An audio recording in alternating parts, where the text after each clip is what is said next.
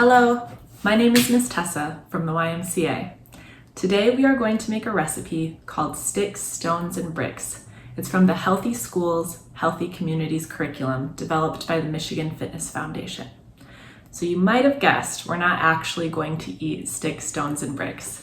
Instead, we're going to eat cucumbers, grapes, cherry tomatoes, cheese cubes, and pretzels.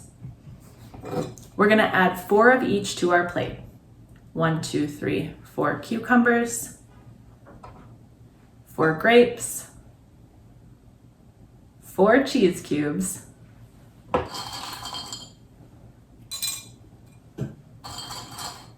4 pretzels, and last but not least, 4 cherry tomatoes. 1, 2, 3, 4.